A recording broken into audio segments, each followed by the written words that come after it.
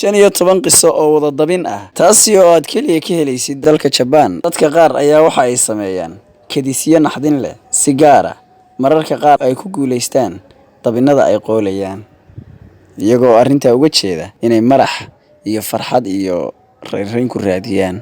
Haddaba barnaamijyadan maraxa ayaa waxay kala duwan yihiin dalba dalka kale, laakiin dalka Japan ayaa waxa ka dhacda badiyaa dheeldheel iyo iska naxin ka duwan dunida kale.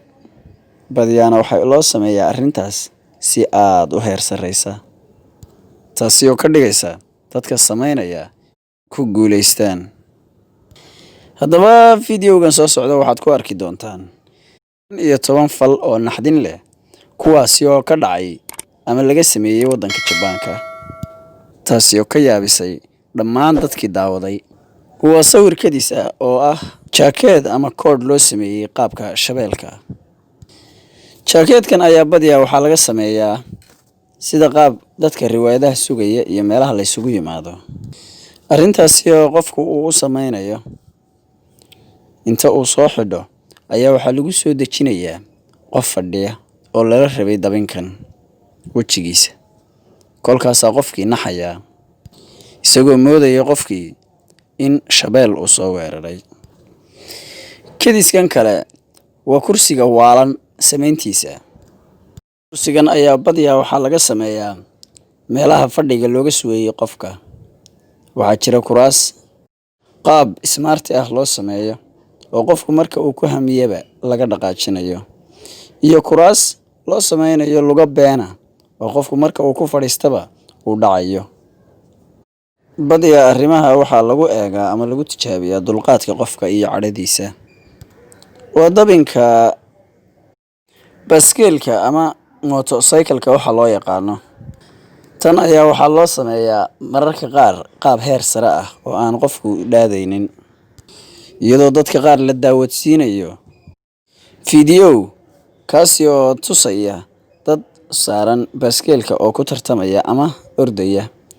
Xaqiiqo ahaan fiidiyowga ay daawanayaan dhalada ay ka daawanayaan ma aha dhalo adag ee meeshu waa projector ayaa haya oo maracad oo lagu aadiyay meel daaqad ah.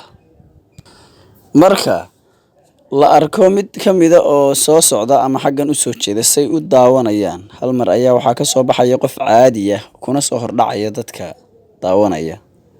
Arrintaas oo dadkii meesha isugu yimi ka dhigaysa kuwa moodaya in qofkani ka soo baxay shaashadii. Taasina waxa ay ku sababaysaa inay wareeraan ama kaag la anfariiraan.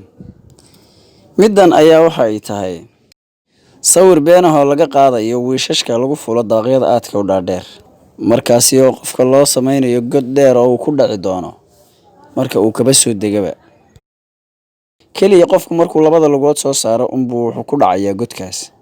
Laakiin qofka arkay wuxuu is odhanayaa qofkani dhulkii ayuu ku dhacayaa, madaxa ayaa burburaya. Arrintaasi way ka bedelan tahay sida oo waxa jira saxan qalloocan oo qofku ku soo sibiixanayo isagoo oo nabad gelaya. Isla marka uu halka ku soo sibiixdana waxa uu helayaa dad ku soo dhaweynaya qosol iyo inay ku damaashadaan. Kadiskan ayaa waxa uu yahay mid dinosaur ah.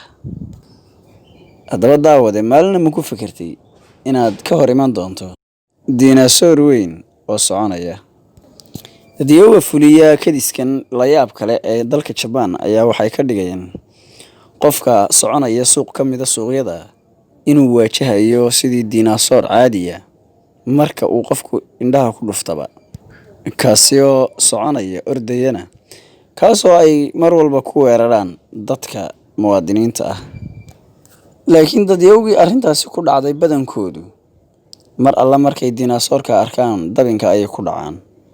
Wareer iyo halac ayaa ku dhaca oo way cararaan iyaga oo aan hubsanin mar alla marka uu dinosaurku hortooda ka soo baxaba. Kani waxa weeyaan jaantus kale oo ah tubo biyaha soo deynaysa.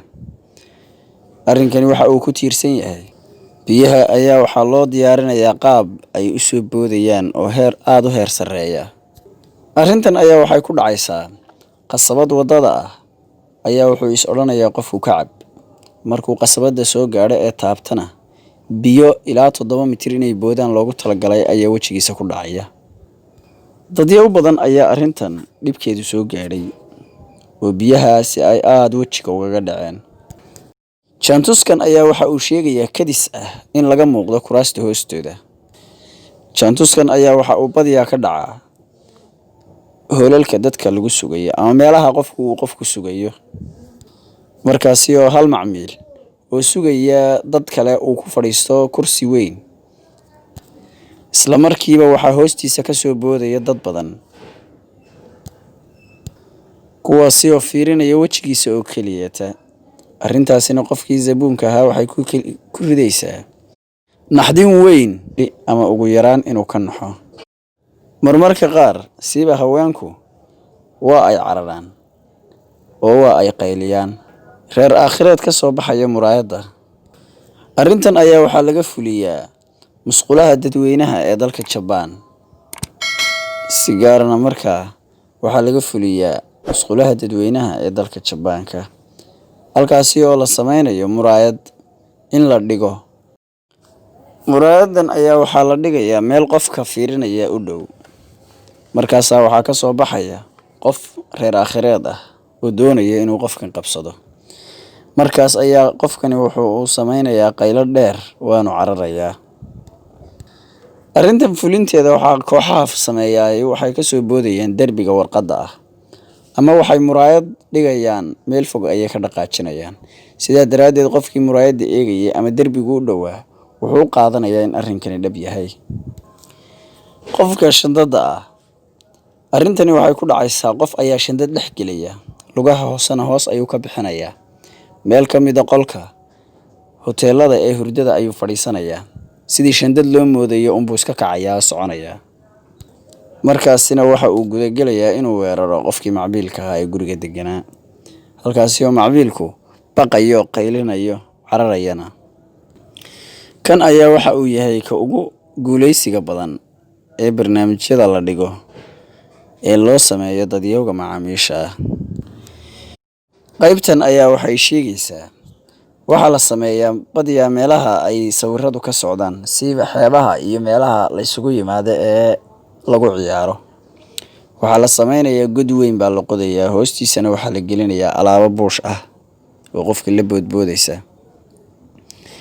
Dabadeedna korka ayaa laga suubinayaa, waxaa laga dhigayaa dhulka oo kale.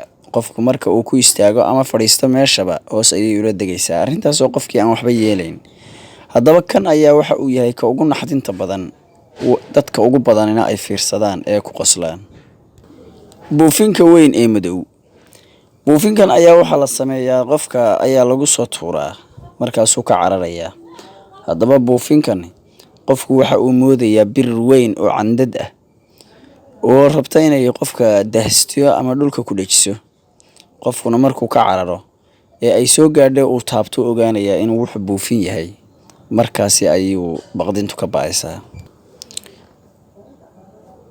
Kadiskan ayaa waxa uu yahay qofka macmiilka marka uu yimaado guriga loogu talagalay ee uu fadhiisto inta uu sugayo in loo adeego ayaa waxaa la hor dhigayaa hadiyad.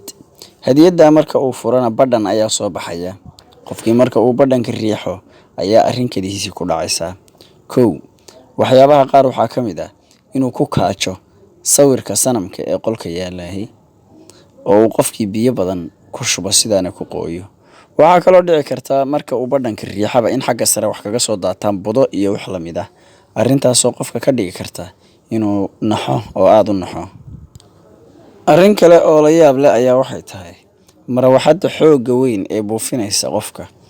Arrintan ayaa waxaa la sameynayaa qofku marka uu soo galo konteenarka marawaxaddu ku xidhan tahay ayuu wuxuu la kulmayaa marxawadda oo buufinaysa qofka awood aan caadi ahayn. Markaas ayaa qofku wuxuu isku dayayaa inuu isdifaaco isagoo isleh waxa kugu yimid duufaan, isagoo aan fahansanayn meesha uu galay inay tahay kaliya in isaga lagu sawiro. Arrintan kale iyaduna waxay sheegaysaa waxa ay sameeyaan dadyowga dariifiinta ah ee dalka Jabaan. Qof ayaa wuxuu sameynayaa baabuurka ayuu ku jiraa, wejiga ayuu qarsanayaa oo isku xidhanayaa. Calaamad kaliya ayuu u yeelayaa wejiga. Dabadeedna dadka ayuu soo eegayaa. Markaasi ay dadku moodayaan wejigiisu inuusan calaamadihii dhammaaba lahayn ee hal calaamada yahay. Indho male, san male, af male, waa meel gamuuran. Sidaas daraaddeed ayay dadku ka baqayaan oo waxay moodayaan qof reer aakhireed ah.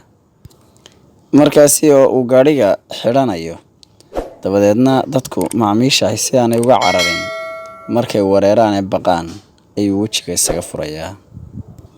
Arrintan waa arrin la yaab leh.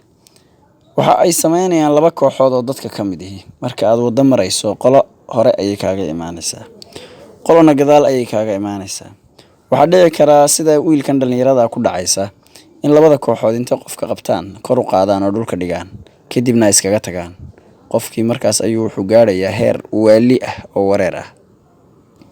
Waxaan idinka rajaynaynaa inaad daawashada barnaamijkan ku faraxsan tihiin. Sidaas daraaddeed waad mahadsantihiin. Haddaba daawade, haddii aad ka heshay muuqaalkan, fadlan subscribe saar si aan u soo badino muuqaalada noocan oo kale ah. Mahadsanid.